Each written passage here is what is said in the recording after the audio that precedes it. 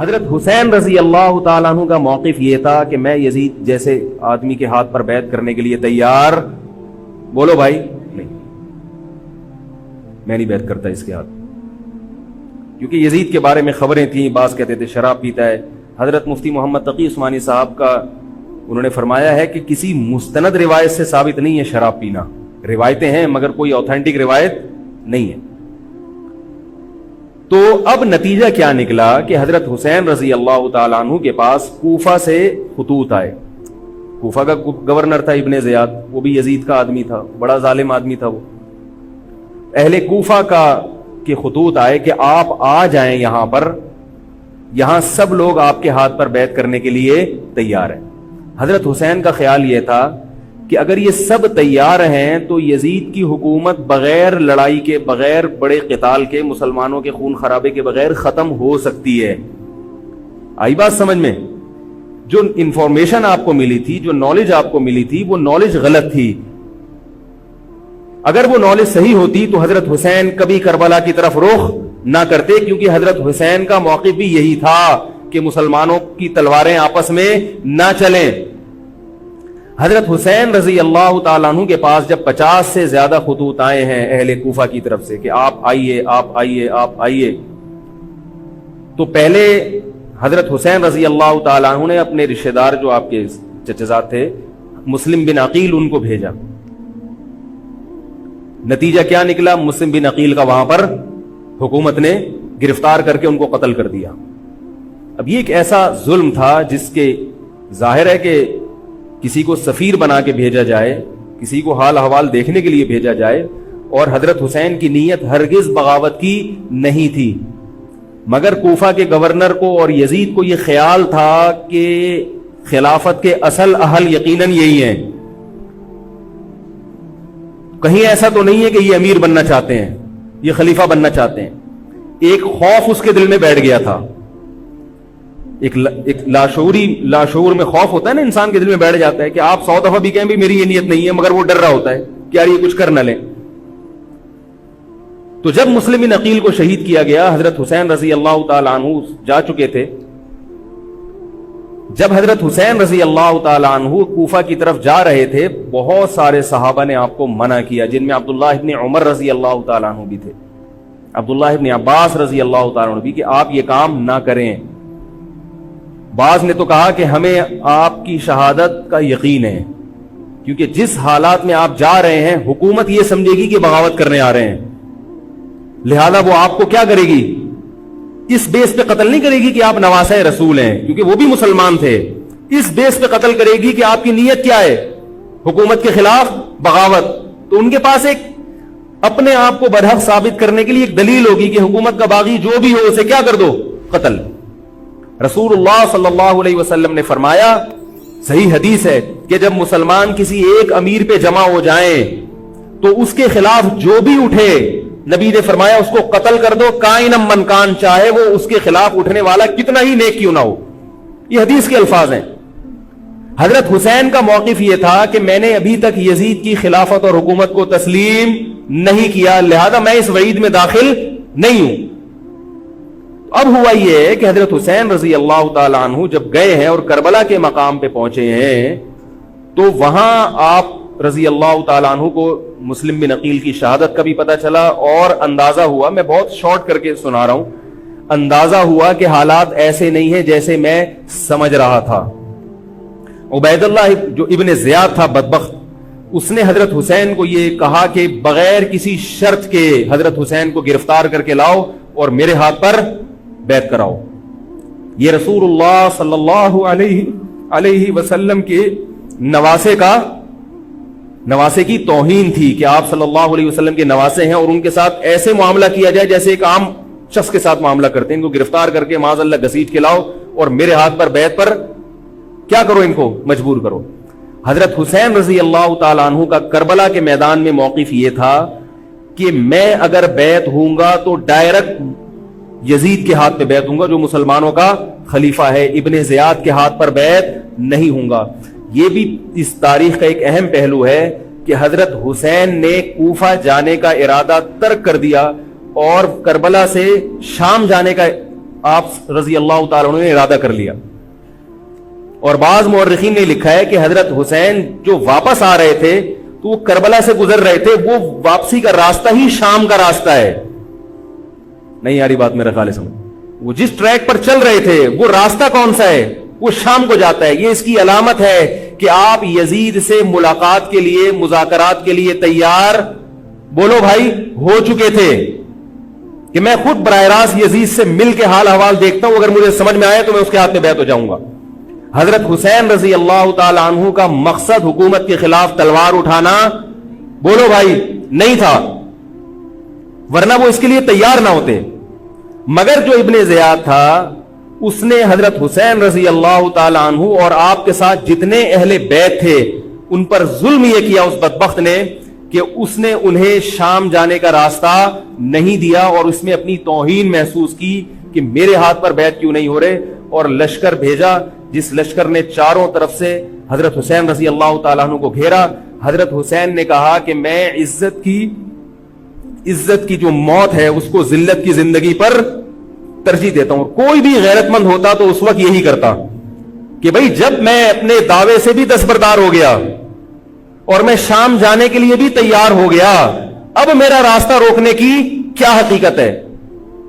اللہ تعالی کوفہ کے گورنر کے ذریعے حضرت حسین کا قتل کروانا چاہتے تھے تاکہ اس کی بدبختی ساری دنیا کے سامنے ظاہر ہو جائے. اگر حضرت حسین پھر بھی تلوار چلاتے, پھر بھی لڑتے, تو حضرت حسین پر یہ الزام لگایا جا سکتا تھا کہ معاذ اللہ آپ باغیوں میں ہیں. تو اللہ تعالیٰ نے اپنے نبی کے نواسے کو اس الزام سے محفوظ رکھا اور آپ نے لڑائی کا ارادہ ترک کر دیا. حضرت حسین نے کربلا کے میدان میں جو لڑائی لڑی ہے وہ اقدامی لڑائی نہیں تھی, وہ دفاعی لڑائی تھی. دیکھو جب حکومت آپ کو گھیر لے چاروں طرف سے, آپ کہیں ٹھیک ہے بھائی میں لڑائی سے دستبردار ہوتا ہوں, مجھے میرے گھر جانے دو. حضرت حسین کا ایک مطالبہ یہ بھی تھا کہ یا تو مجھے واپس جانے دو مدینہ, میں جہاں سے آیا ہوں وہیں جا رہا ہوں واپس, مکہ جانے دو یا مدینہ جانے دو. ان کا ایک مطالبہ تھا کہ نہیں, ان کو گرفتار کر کے لاؤ اور زبردستی ہمارے ہاتھ پر بیعت کراؤ. یہ ظلم تھا.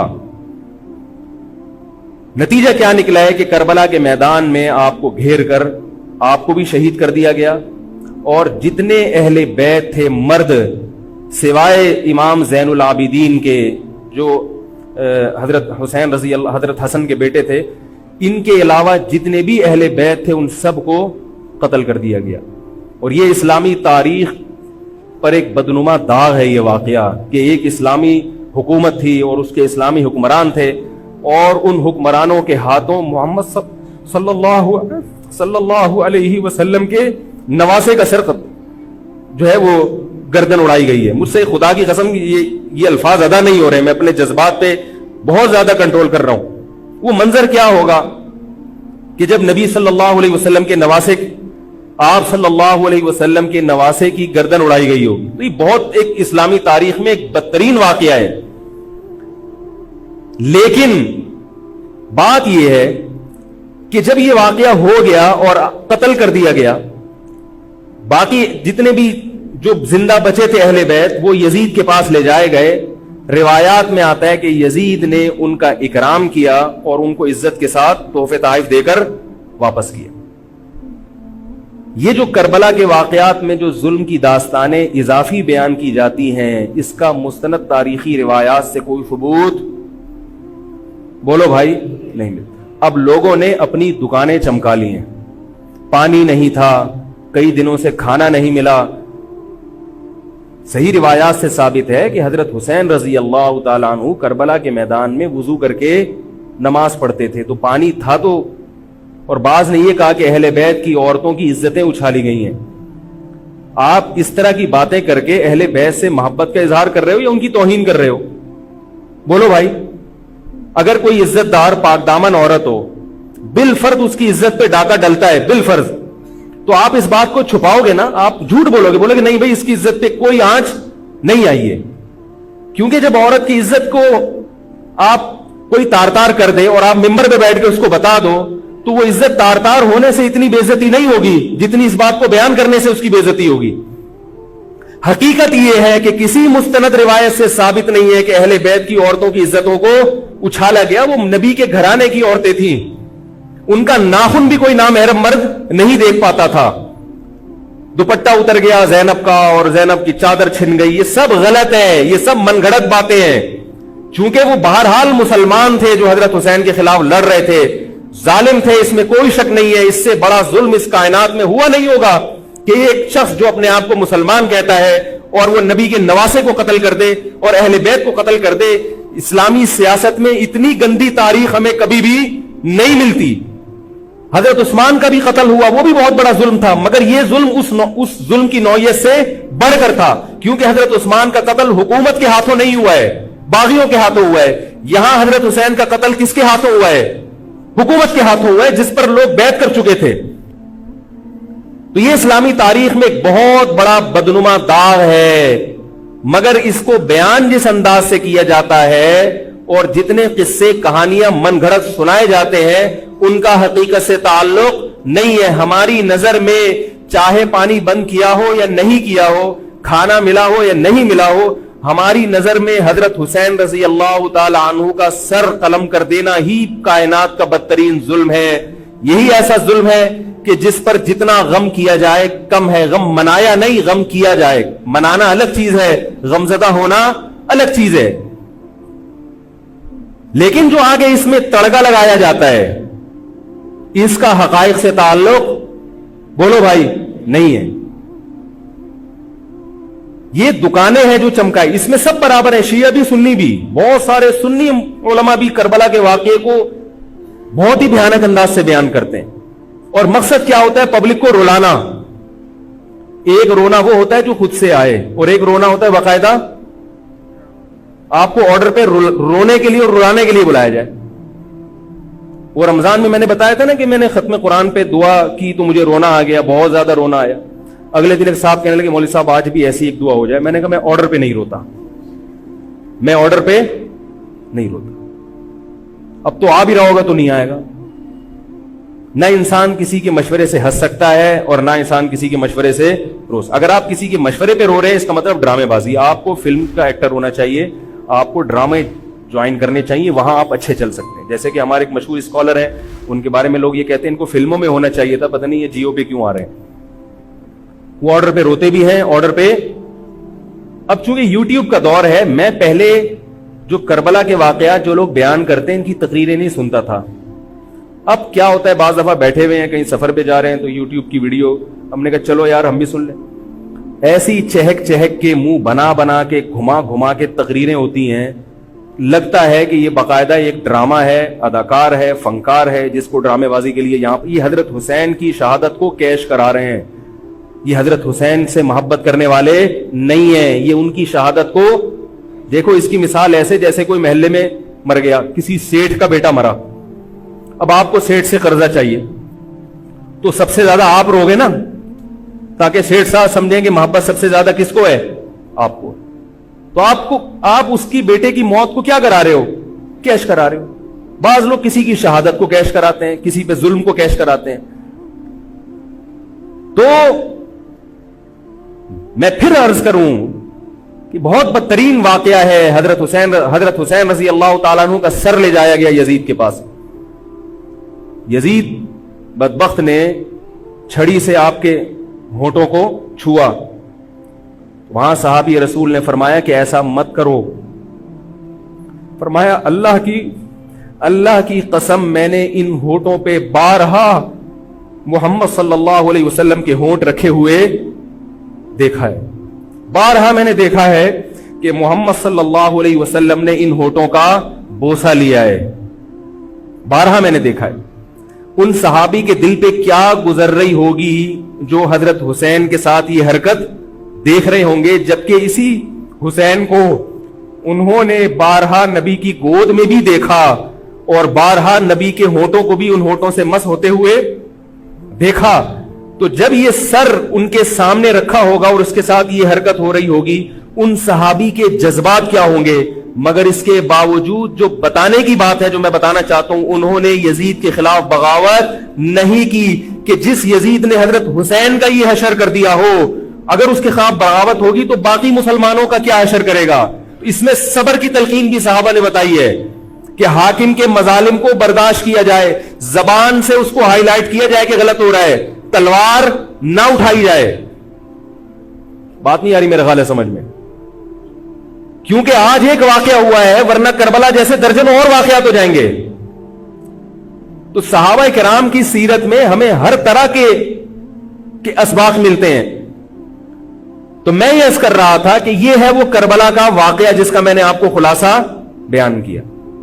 اس کے بعد کیا ہوا ہے کہ یہ جو بنو امیہ کی حکومت تھی, اس کی وہ ویلیو صحابہ کرام کے دل میں نہ رہی جو پہلے کسی حد تک برقرار تھی. یہ بہت ایک حکومت کے خلاف لوگوں کے دل میں بغض پیدا ہو گیا اور بالآخر بغاوتیں شروع ہوئیں. لیکن جمہور صحابہ کا موقف پھر بھی یہی تھا کہ حکومت کے خلاف بغاوت جائز, بولو بھائی, نہیں.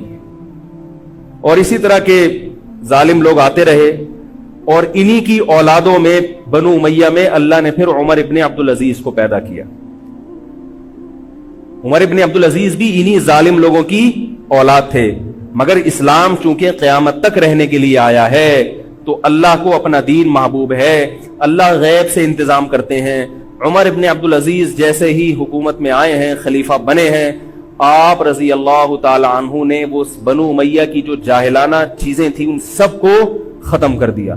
حکومتی ملکیت کو جو ذاتی خزانہ لوگ سمجھنا شروع کر دیا تھا اس کو ختم کیا. عمر بن عبدالعزیز کی ایک تاریخ ہے, ان کو 5واں خلیفہ راشد کہا جاتا ہے. علم حدیث کو مرتب کیا گیا, فقہ کو مرتب کیا گیا, حدیث کا علم ضائع ہو رہا تھا.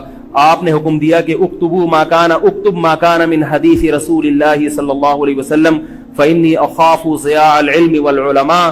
فرمایا مجھے علم اور علماء کے ضائع ہونے کا خطرہ ہے, محمد صلی اللہ علیہ وسلم کی حدیثوں کو ریٹن فارم میں لایا جائے. تو باقاعدہ پھر حدیث کو باقاعدہ جمع کیا گیا کتابوں کی شکل میں, اور آج ہمارے پاس وہ حدیث محفوظ ہیں. فقہاء کرام کا دور آیا تو اللہ تعالیٰ نے حضرت عمر بن عبدالعزیز کے دور میں امت کو الحمدللہ دوبارہ جمع کر دیا. عمر بن عبدالعزیز کے بعد پھر بغاوتیں ہوئیں, بالآخر بنو امیہ کی حکومت کا خاتمہ ہوا, بنو عباس کی حکومت آئی. مگر بنو عباس کی حکومت آنے سے بنو امیہ کی حکومت مکمل ختم نہیں ہوئی. وہی ہوا کہ آپ نے اچھی نیت سے بغاوت کی مگر اس کا نقصان زیادہ. وہ کیا ہوا, بنو امیہ بھاگ گئے, اندلس میں حکومت قائم کر لی, اور ادھر بنو عباس کی. تو یہ تاریخ میں پہلا واقعہ تھا کہ اسلامی خلافت 2 حصوں میں ڈیوائیڈ ہو گئی. اس کے بعد آج تک ایک جگہ مسلمان جمع نہیں ہو سکے. کیوں؟ مسلمانوں نے اس حدیث کی مخالفت کی کہ امیر کے خلاف بغاوت, بولو بھائی, نہیں کرو. اب میں آپ سے ایک بات کہتا ہوں کہ بالآخر ڈیوائیڈ ہوتے ہوتے ہوتے ہوتے آج پتہ نہیں کتنے سارے اسلامی ملک بن گئے. پاکستان میں الگ ہے, سعودی عرب کی پالیسیاں الگ ہیں, دبئی الگ چل رہا ہے, قطر اور سعودیہ کا پھڈا ختم نہیں ہو رہا. 1920 تک تو پھر بھی خلافت عثمانیہ تھی, اگرچہ پوری دنیا پہ نہیں تھی. ہندوستان میں الگ حکومت تھی, خلافت عثمانیہ الگ تھی, اندلس میں الگ حکومت تھی, مگر پھر بھی مسلمانوں کی 3-4 بڑی بڑی حکومتیں تھیں جو ایک اور کسی حد تک ان میں اتحاد تھا. 1920 میں وہ بھی ختم, اور اتنے سارے ممالک وجود میں آ گئے, سب کی الگ الگ پالیسیاں ہیں. اب جو آدمی خلافت کے نام پہ جہاد کی بات کرتا ہے وہ لوگوں کو ایک امیر پہ جمع نہیں کرے گا. جتنے ملک بن چکے ہیں نا, ان کو مزید توڑ کے اگر یہ 20 ہیں تو 40 بنا دے گا ان کو. بہت مشکل ہے سمجھانا بھائی. اب اگر کوئی کہتا ہے نا ظالم حاکم کے خلاف تحریک چلاؤ, آؤ ہمارے ساتھ مسلح بغاوت میں شامل ہو, ہم حکومت کے خلاف تلوار اٹھائیں گے, تو نتیجہ کیا نکلے گا؟ یہ سارے مل کے ایک امیر نہیں بن جائیں گے. یہ اگر 20 ہے نا تو کتنے ہو جائیں گے؟ بولو بھائی, 40. جیسے جو جماعت المسلمین بنی نا کہ 4 فقہ ہیں, حنفی, شافعی, مالکی, ہم بھی نہیں مانتے, تو سب کو ختم کرو, ایک بناؤ. تو اس ایک بننے سے یہ ختم نہیں ہوئے, بلکہ 4 کے بعد کتنے آ گئے؟ 5 ہو گئے. نہیں آ رہی بات؟ میرا خیال آ رہی ہے الحمدللہ. اور بھی جو بھی اس کی باتیں کر رہے ہیں نا امت کو اتحاد کے لیے, آ جاؤ میرے پاس آ جاؤ, تو وہ 6واں بنا رہا ہے, 7واں بنا رہا ہے, پھر 8واں بنا رہا ہے, ایسے بنتے چلے جا رہے ہیں. او بھائی جو ہے وہاں بریک لگا دو, اللہ کا واسطہ روک دو ان کو, کوئی بات نہیں, 4 ہیں, جو جس کو فالو کرے ٹھیک ہے, کچھ نہیں ہوتا اس سے, ہمیشہ سے چلے آ رہے ہیں. تو اب اگر ایک خلیفہ نہیں ہے, ہونا تو چاہیے ایک ہی خلیفہ, نہیں ہے تو جو ہے اسی پہ گزارا کرو, ورنہ اس سے بھی جاؤ گے, اس سے بھی جاؤ گے. تمہاری کوئی مضبوط طاقت اور قوت ہوگی نہیں. کافر جب چاہے گا تمہیں ٹیشو پیپر کی طرح استعمال کر کے پھینک دے گا. تو کربلا کے واقعہ سے ہمیں کیا سبق ملتا ہے؟ علامہ ابن تیمیہ رحمہ اللہ تعالی فرماتے ہیں کہ جمہور صحابہ کی جو رائے تھی، حضرت حسین رضی اللہ تعالیٰ عنہ کی بھی اپنی ایک رائے تھی، مگر ابن تیمیہ رحمہ اللہ فرماتے ہیں کہ اگر حضرت حسین رضی اللہ تعالی عنہ کربلا کی طرف خروج نہ کرتے تو ابن تیمیہ کی رائے یہ ہے کہ یہ زیادہ بہتر تھا. اب آپ کہیں گے کہ صحابی رسول کی رائے سے اختلاف کر رہے ہیں، نہ وہ کہہ رہے ہیں وہ جو جمہور صحابہ تھے جو حضرت حسین کو منع کر رہے تھے وہ بھی تو صحابہ تھے.